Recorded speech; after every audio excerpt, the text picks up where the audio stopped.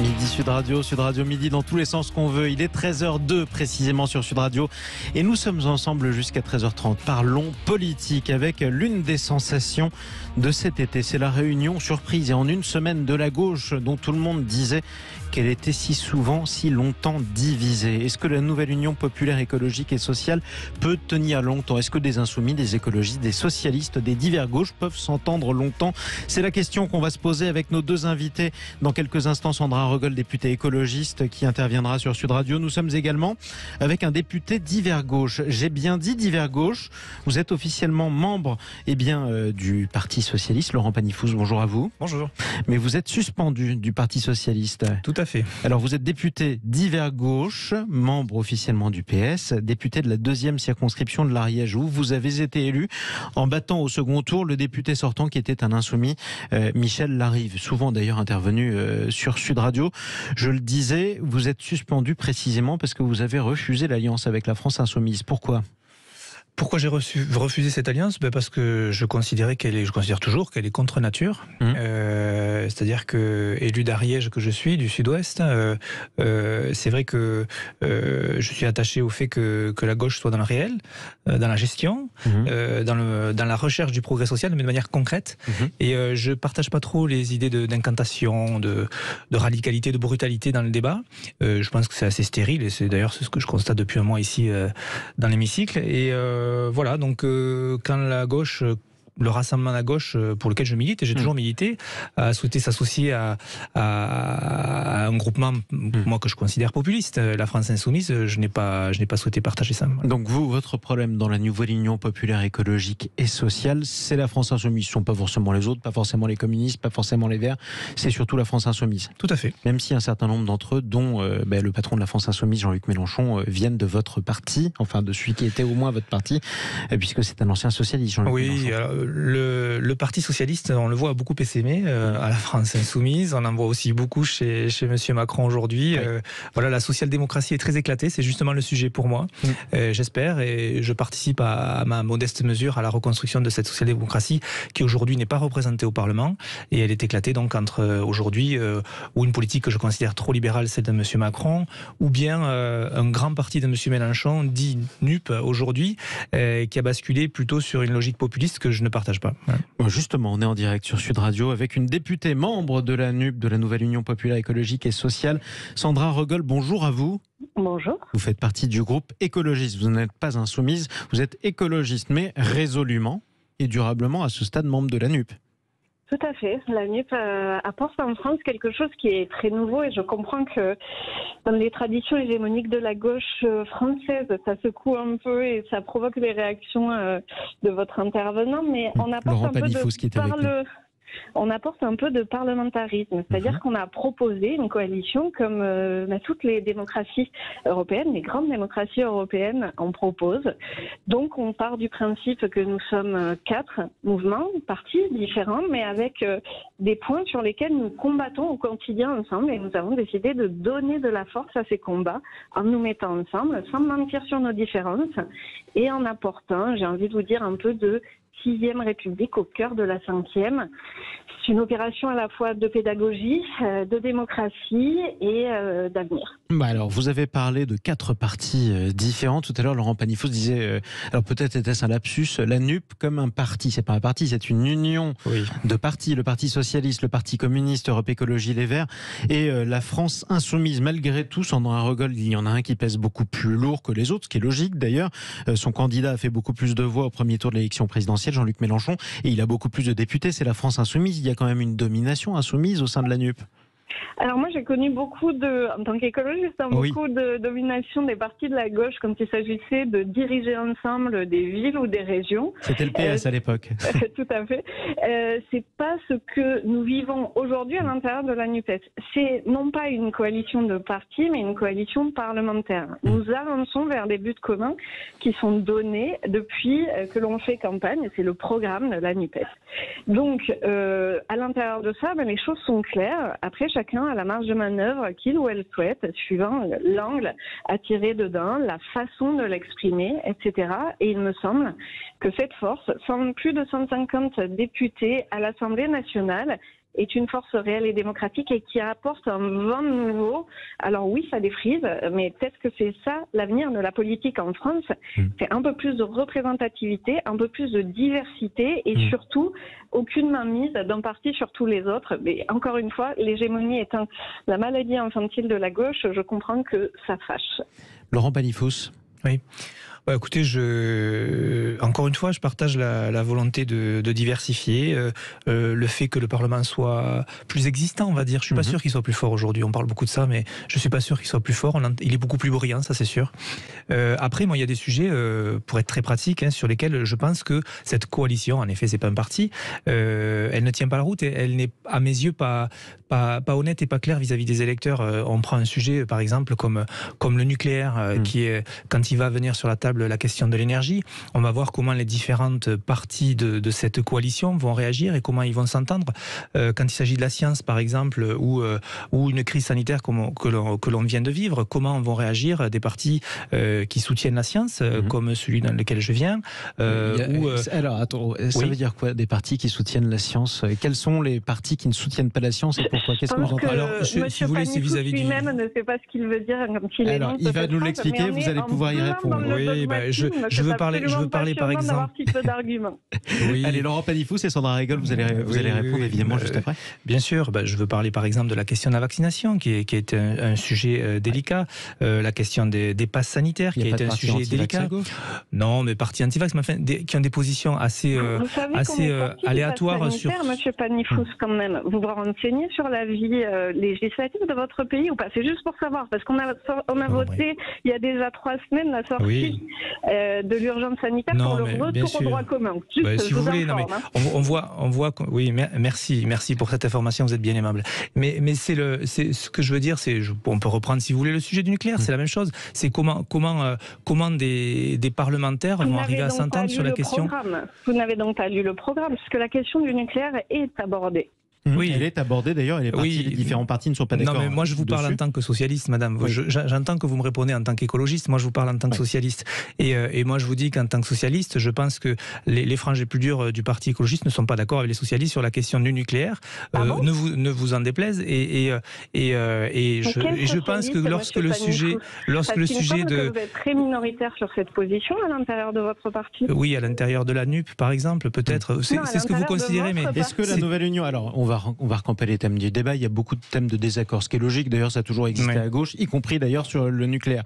Aujourd'hui, concrètement, Sandra Régolle, tous les membres de la nouvelle Union populaire écologique et sociale sont pas pour une sortie du nucléaire. C'est vrai, un certain nombre, dont vous, Europe Écologie et Verts. Si on prend un autre exemple, tiens, le Parti communiste, il n'est pas pour la sortie du nucléaire, lui. Sandra Régolle. Alors, le Parti communiste est comme le Parti socialiste, c'est-à-dire le collectif, pas juste un individu qui parle en son nom propre, mais ce qui a été voté par l'ensemble et la France insoumise et les écologistes pour le développement des énergies renouvelables, le développement massif. C'est pas la même chose. La question se pose sur à quel moment et comment est-ce qu'on sort du nucléaire. On est tous d'accord, à l'exception du Parti communiste, une question assez majeure, sur le fait... Oui, mais alors, si vous voulez qu'on rentre dans les éléments techniques, je le fais avec plaisir. C'est un dossier que je maîtrise sur le bout des doigts. Donc, la question, c'est comment est-ce qu'on fait pour sortir de ces énergies qui nous rendent dépendants des minerais et donc qui conditionnent nos politiques internationales de façon concentrée et sans faire perdre leur emploi aux personnes qui vivent aujourd'hui à l'intérieur, qui vivent aujourd'hui du nucléaire. Donc là-dessus, nous avons des propositions différentes, mais tout ceci est acté à l'intérieur du programme de la NUPES pour qu'il n'y ait jamais mensonge sur ce que nous allons développer et pour qu'il y ait une transparence totale sur les ressemblances et les différences. Et vous savez quoi ? Avec la crise de l'énergie, avec la crise en Ukraine, on dévoile l'indigence qu'il y a dans la politique française à ne pas avoir suffisamment développé les énergies renouvelables. Parce qu'aujourd'hui, elles manquent. Un parc éolien, c'est une année à mettre en place, à développer pour pouvoir émettre énormément d'énergie. On ne le fait pas, on préfère relancer les centrales à charbon. Je pense, Monsieur Panifous, que vous serez d'accord avec moi pour dire que ce n'est pas la bonne solution. On pourrait citer aussi l'exemple de l'Allemagne qui réfléchit à prolonger l'activité de ses centrales nucléaires qu'elle souhaitait fermer. Autre aspect, ceci dit, on va parler de la politique étrangère dans un instant, on va parler aussi de la suite électorale pour la nouvelle Union populaire écologique et sociale. C'est aussi ça le sens de ce débat. Est-ce que ça doit tenir longtemps ? Notamment, quid des prochaines échéances électorales ? Pourquoi pas les élections européennes ? européenne. Est-ce que vous allez concourir ensemble ou pas? Sandra Régol va nous répondre. Elle est députée écologiste et membre de la NUP. Nous sommes toujours avec Laurent Pagny-Fous par ailleurs, député d'Hiver Gauche, membre du Parti Socialiste, mais suspendu de ce parti pour s'être fait élire contre un candidat insoumis soutenu par la NUP, député d'Hiver Gauche de l'Ariège. Vous nous écoutez 0826 300 300. Est-ce que pour vous, la NUP peut tenir longtemps ou pas? À tout de suite sur Sud Radio. Sud Radio Midi, il est 13h14. Le débat de Sud Radio Midi, on parle de la NUP, l'Alliance de la gauche, l'Union de la gauche. 0826 300 300. Pensez-vous que la nouvelle Union populaire écologique et sociale puisse tenir unie longtemps? On en parle avec vous. Vous prenez la parole sur Sud Radio. On est avec nos deux invités. L'une est députée, membre de la NUP, c'est Sandra Régol, députée écologiste et membre de la nouvelle Union populaire écologique et sociale, élue dans le Bas-Rhin, vice-présidente par ailleurs du groupe écologiste. Nous sommes également en direct sur Sud Radio avec Laurent Pagny-Fous, député de la 2e circonscription de l'Ariège, député d'Hiver Gauche, mais pas député NUP, puisque justement vous avez été élu contre un candidat de la NUP, c'était un insoumis, le député sortant Michel Larive. 0826 300 300 au fil à Narbonne. Bonjour Franck. Bonjour, bonjour Bienvenue à tous. Sur Sud Radio. Merci de m'accueillir. Est-ce que vous pensez que cette alliance va durer ou pas? Je suis pas Madame Irma, je suis pas Madame Soleil, mais je le souhaite. Ouais. Je souhaite qu'il y ait une force à gauche, une force politique qui maintienne, on va dire, les idées de gauche et voilà. Alors après, encore une fois, moi à la base je suis, on va dire, un insoumis, on va dire même une frange bien à gauche de l'insoumission. Hein, voilà. Je regrette par exemple que des Poutou et compagnie n'aient pas fait partie de la NUP. J'imagine que des accords n'ont pas pu être possibles. Ça lui avait été proposé. C'est vrai que le nouveau parti anticapitaliste avait fini par refuser, notamment du fait de la présence du PS dans l'alliance. Bah oui, ça s'entend aussi parce que moi-même j'avoue que il a fallu que je mette mon pouce dans la main plusieurs fois parce qu'effectivement, je sais qu'il y a plusieurs lignes dans tous les partis. Hein. C'est normal, dès qu'on est 3-4, un groupement humain, il faut bien qu'il y ait des nuances. Mais il est clair que moi, si des socialistes, des écolos ne tirent pas un trait sur le libéralisme qui rend heureux, hein, il n'y a qu'à voir tout ce qui se passe dans le monde aujourd'hui, ça va être compliqué. Moi, franchement, j'espère que l'insoumission amènera ça. Les résultats des élections ont montré que c'était la force à gauche qui comptait. Donc il faut en tenir compte et j'espère que dans 3 mois, 6 mois, 1 an, on n'aura pas oublié et que de nouveau, on va se retrouver avec des Jadot et compagnie qui vont nous chanter que le progrès technologique, on va faire des voitures électriques, ça va être super. Non, il faut un mode de décroissance. Alors encore une fois, il faut définir ce que c'est que la croissance, c'est pas la croissance. Enfin bref, il faut être raisonnable. Il faut aussi s'apercevoir que l'État est parfois bien plus efficace que le privé, contrairement à tout ce qu'on entend à longueur de journée, que le public c'est du gaspillage alors que le privé c'est top. Moi je travaille dans le privé, je peux vous dire que c'est le contraire. Et c'est pour ça que vous voulez des idées de gauche. C'est ça en tout cas pour vous, les idées de gauche et la gauche.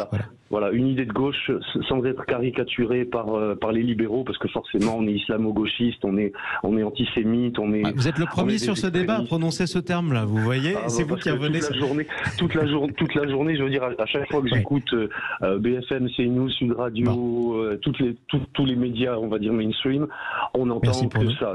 Les seules attaques qu'on a, je parle pas des journalistes, hein, quoique, et je mets France Info dans le lot, hein, parce que on est sur Sud Radio. Je vous propose qu'on reste sur Sud Radio et qu'on reste aussi sur les idées. Sur Sud Radio, c'est vrai que là, vous voyez, même un gars d'extrême gauche comme moi peut s'exprimer, donc je vous en remercie. Mais vous aviez la parole. On est en démocratie, mon cher Franck. Ce que je vous propose, c'est qu'on propose à nos deux députés, puisque vous avez, 2 nuances de gauche, hein, il y en a une qui est un peu plus éloignée de la vôtre que l'autre.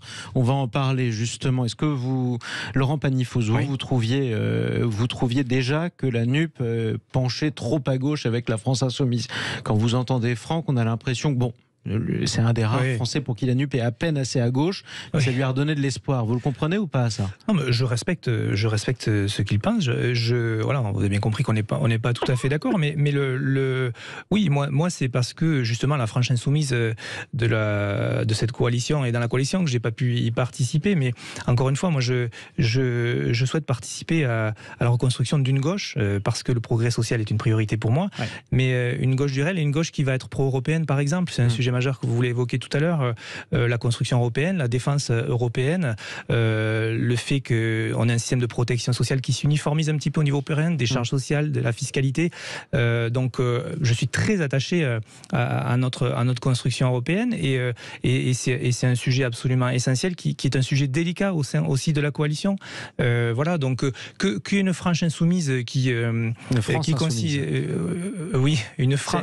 C'est un lapsus intéressant que vous avez fait plusieurs fois, la frange insoumise. Non mais c'est pas un lapsus, c'est qu'il y ait une frange insoumise dans la coalition.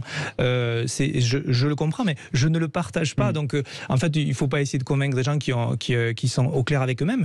Notre auditeur, moi-même, c'est quelque chose d'assez clair pour moi. Vous êtes tous franchement insoumis dans votre genre, chacun dans le vôtre en tout cas. Sandra Rogol, Laurent Pagny-Fous, qui ne fait pas partie de la NUP, disait qu'il avait un problème avec une frange de la gauche qui est plutôt anti-européenne, plutôt souverainiste ou qui est extrêmement critique à l'égard de la construction européenne. C'est pas le cas d'Europe Écologie Les Verts, comme le dit votre nom. Vous pourriez même tomber d'accord avec Laurent Pagny-Fous sur l'Europe.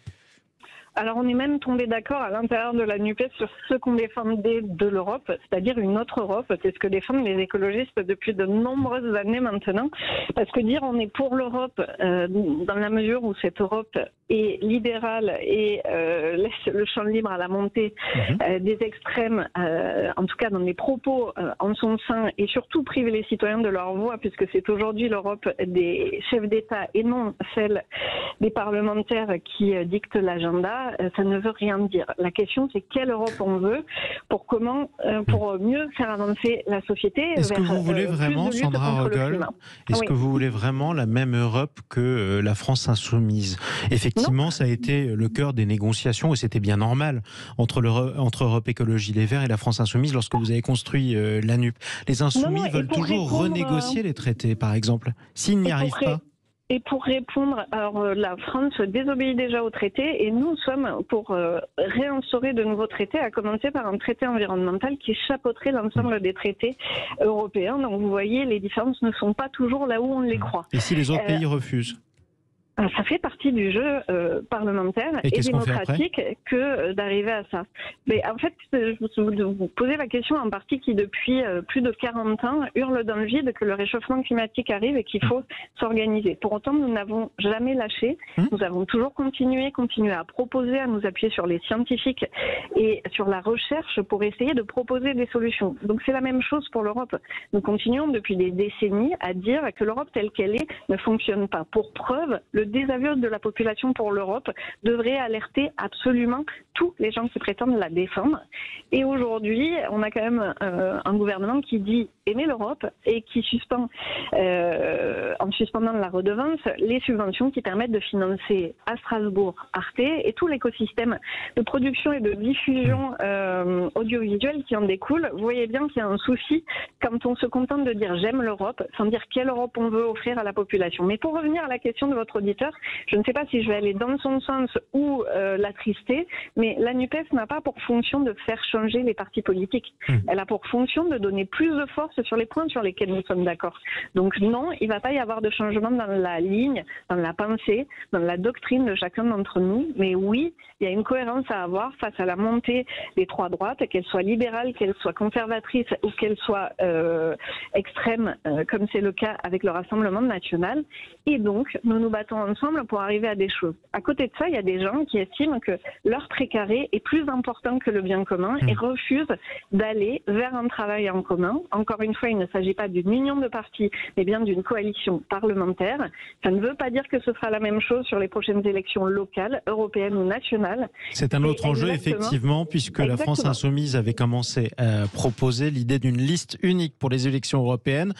Refus catégorique des écologistes par votre voix hier, Sandra Rogol. Il n'y aura pas de liste unique de la NUP.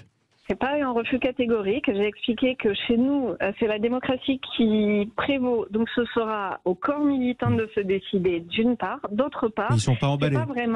c'est pas vraiment le champ sur lequel nos points d'accord sont les plus fréquents, mais qui aurait pu savoir il y a 2 ans que nous mènerions main dans la main cette campagne des législatives, que nous aurions un projet commun et que nous serions aujourd'hui en train de défendre nos positions communes. C'est pour ça qu'il faut avoir un peu d'humilité. La politique peut changer très vite. L'Allemagne, l'Espagne nous enseignent avec leur coalition qu'il peut y avoir une coalition sur des points communs et des batailles de partis sur des points de différence. C'est très sain, c'est très démocratique. La France ne connaît pas ça et on espère amener un peu plus de gens vers la politique par ça. Il me semble on n'aurait pas imaginé. Le Parlement n'est pas bruyant, mais permet d'avoir des débats. Nous n'aurions jamais eu le débat, et j'en termine là-dessus, sur le coût du travail et comment payer mieux, comment rendre le travail plus rémunérateur si nous n'avions pas été là pour opposer augmentation des salaires à la volonté de n'affecter que quelques primes. Le Parlement est quand même un peu bruyant, mais c'est vrai qu'il l'était aussi avant. Laurent Eppanifous, le mot de la fin en quelques mots. Oui, alors en quelques mots. Le Parlement, il n'est pas bruyant, il est chaotique. La deuxième chose, c'est que vous avez la chance, un parti qui demande son avis aux militants. Je rappellerai simplement que le Parti socialiste, pour entrer dans cette coalition, n'a pas demandé l'avis des militants, ils n'ont pas voté. Il a demandé au Parlement de son parti. Voilà, et justement, je fais partie de ceux qui réclamaient que les militants soient sollicités pour savoir s'ils voulaient ou pas rentrer dans la NUPES. Adhérer aux écologistes, vous serez consulté.